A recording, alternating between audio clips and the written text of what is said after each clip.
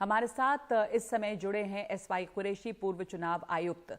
शुक्रिया आपका। अभी अभी सुना हमने कुरैशी साहब की अजीत पवार कैंप जो है, इस बैठक को जो शरद पवार कैंप कर रहा है, राष्ट्रीय कार्यकारिणी की जो बैठक है, उसे वो अमान्य बताता है, लीगल बताता है कि मामला जो है वो इलेक्शन कमीशन के पास है, यहाँ पर कोई भी फैसला जो लिया जाएगा वो अमान्य होगा। तो क्या इसकी लीगल पोजीशन है इस बैठक की? अभी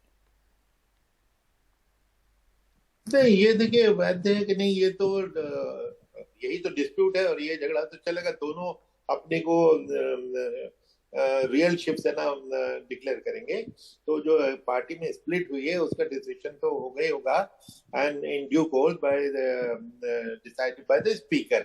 जी। लेकिन अभी जो इलेक्शन कमीशन के सामने केस गया है वो लिमिटेड है। उसमें ये होता है कि भाई कौन सा फैक्शन मेजोरिटी है। ये मेजोरिटी प्रिंसिपल इलेक्शन कमीशन ने 1968 में 1968 में इलेक्शन सिंबल्स ऑर्डर में दिया था, और उसमें उसका पैराग्राफ 15 है। उसमें सबसे पहले कांग्रेस की स्प्लिट हुई थी और उसमें उन्होंने मेजोरिटी प्रिंसिपल अप्लाई किया था। वो मेजोरिटी प्रिंसिपल फौरन सुप्रीम कोर्ट तक चैलेंज हुआ। सुप्रीम कोर्ट ने कहा कि this is a good principle, जो इन्होंने इलेक्शन कमीशन ने मेजोरिटी का प्रिंसिपल अप्लाई किया है, बड़ा ठीक किया है। उसके बाद बहुत सारी judgement high court supreme court में आती गई और उसमें सुप्रीम कोर्ट की चूंकि जजमेंट आ चुकी थी कि ये मेजोरिटी का प्रिंसिपल ठीक प्रिंसिपल है, तो वही प्रिंसिपल पे इलेक्शन कमीशन के सामने ये केस गया हुआ है। कुछ दिन पहले, 6 महीने पहले, ये शिंदे वाला केस भी इलेक्शन कमीशन के पास गया था ना। अब इलेक्शन कमीशन की क्या पोजीशन है इसमें, वो मैं बता दूं कि एक तो इलेक्शन कमीशन इस किस्म के केसेस में सुओ मोटो कुछ नहीं करती। पार्टियों में झगड़े हो रहे हैं, इलेक्शन कमीशन देखती रहेगी, उसको कोई लेना देना नहीं। जब एक फैक्शन इलेक्शन कमीशन के पास पहुंचता है कि भाई हम इनसे ब्रेक अवे कर चुके हैं और ये हम पार्टी है, हमारे पास मेजोरिटी है, हमें पार्टी डिक्लेयर किया जाए, तो इलेक्शन कमीशन दूसरी पार्टी को कहती है कि भाई ये हमारे पास आई रिप्रेजेंटेशन, तुम क्या कहते हो।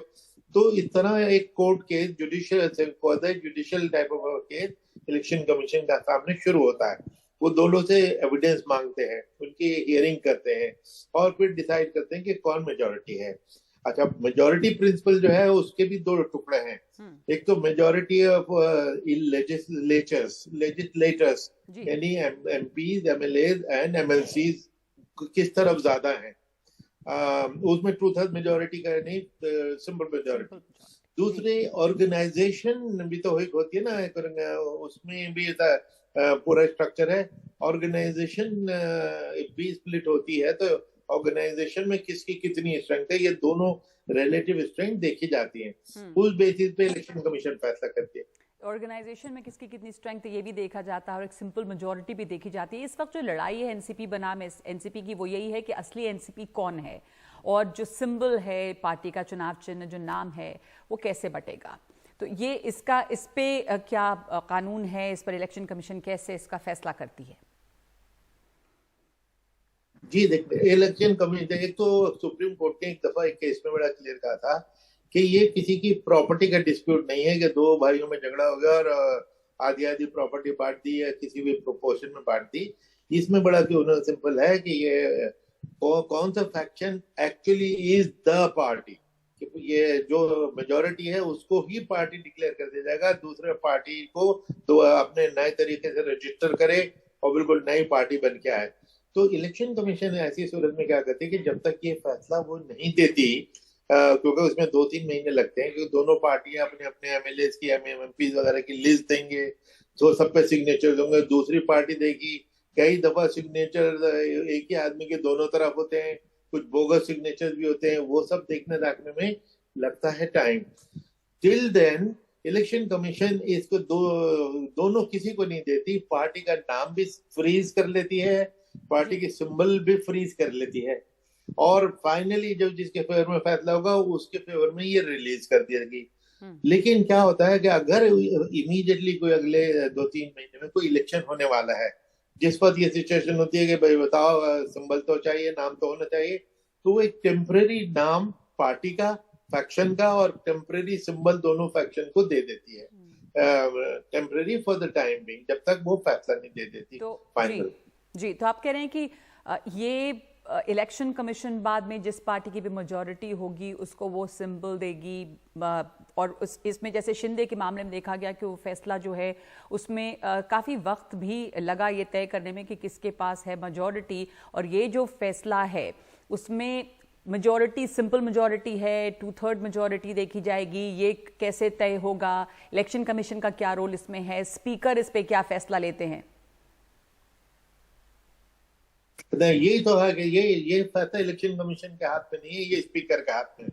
और इलेक्शन कमीशन जो अभी मेजॉरिटी देखेगी वो ऑर्गेनाइजेशन में और लेजिस्लेचर में सिंपल मेजॉरिटी देखेगी, किसकी तरफ ज्यादा है उसके फेवर में वो फैसला कर देगी कि ये पार्टी जो है। शिंदे वाला केस अभी आप देखिए कि शिंदे वाले केस में 2/3 और मर्जर वो तो अभी डिसाइड ही नहीं हुआ, क्योंकि वो स्पीकर के पास है कि कौन किसी बात की वो डिफेक्शन हुई थी कि नहीं हुई थी, आर दे एलिजिबल और नॉट, या डिस्क्वालीफाई हो गए, वो डिसीजन होना बाकी है।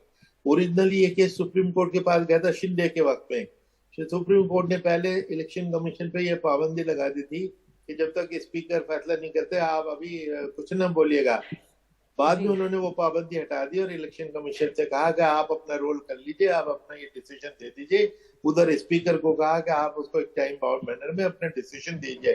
वो अभी पेंडिंग है, शायद 1 महीना उसमें भी और है, और ये जितने भी दिन है तो स्पीकर ने उसके ऊपर अपना फैसला देना होगा।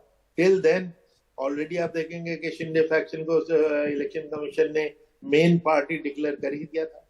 जी जी, अब ये जो अभी की सिचुएशन है वो बहुत फ्लूइड भी है। जो बागी कैंप है वहाँ के कुछ लोग शरद पवार के पास वापस भी जा सकते हैं, इसलिए उन तमाम लोगों को एक जगह रखा जा रहा है, कुछ गए भी हैं। तो ये तमाम स्थिति इस वक्त, और ऐसे में जो ये डिफेक्शन लॉज हैं वो कहाँ अप्लाई करते हैं, क्योंकि इसमें कुछ बदलाव भी हुए थे और डिफेक्शन की जगह मर्जर शब्द का बाद में कानून में इस्तेमाल हो गया था।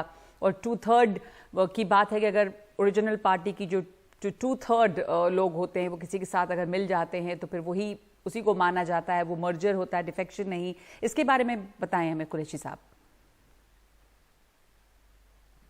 देखिए, एंटी डिफेक्शन लॉ ओरिजिनली जो बना था ना उसमें तो ये था कि अगर 1/3 से ज्यादा लोग डिफेक्ट करते हैं तो उनको एक सेपरेट पार्टी मान लिया जाता है और उसको डिफेक्शन नहीं माना जाएगा, क्योंकि डिफेक्शन होने का मतलब है डिस्क्वालिफिकेशन, और आप अगला इलेक्शन में नहीं लड़ पाएंगे, डिस्क्वालीफाई हो जाएंगे। उसको बाद में आई थिंक 2003 में उसको अमेंड किया गया था कि ये 1/3 और डिफेक्शन ये सब हटा के उसमें उन्होंने एक नई लैंग्वेज यूज की कि 2/3 ऑफ द ओरिजिनल पार्टी अगर किसी से मर्ज करें, लफ्ज मर्जर इंट्रोड्यूस हो गया डिफेक्शन की बजाय, अगर वो दूसरे से मर्ज करते हैं तो वो मर्जर को मान लिया जाएगा जी। और लेकिन उसमें जो ये क्लियर है, जो टीवी डिबेट वगैरह में क्लैरिटी से नहीं आ रहा, लेकिन अगर आप लॉ पढ़ेंगे 2003 का उसमें बड़ा क्लियर है। आई थिंक उसका पैरा 4 है जिसमें ये लिखा हुआ है कि it has to be 2/3 of the original party merging with another party is the merger. It doesn't say कि 2/3 of the breakaway merging, ये उसमें क्लियर नहीं है, लेकिन लॉ के तो इंटरप्रिटेशन चलती रहती है। वो ये केस अभी इसके ऊपर फाइनलिटी होनी बाकी लग रही है। तो इसे कैसे समझा जाए 2/3 ऑफ द ओरिजिनल पार्टी? तो इस मामले में बड़ा दिलचस्प है ये, अजीत पवार क्लेम कर रहे हैं कि वही पार्टी है, शरद पवार जो है वो इस पार्टी को उन्होंने शुरुआत उसकी की, तो ओरिजिनल पार्टी यहाँ पे कौन है, कौन तय करता है ये? नहीं, ये तो देखिए दोनों पार्टी एक दूसरे को इलीगल कहती है, यही तो झगड़ा होता है और यही इसी पे फैसला होना होता है कि कौन सी इलीगल है कौन सी लीगल है। तो अब डिफेक्शन हुई है कि नहीं ये स्पीकर साहब डिसाइड करेंगे।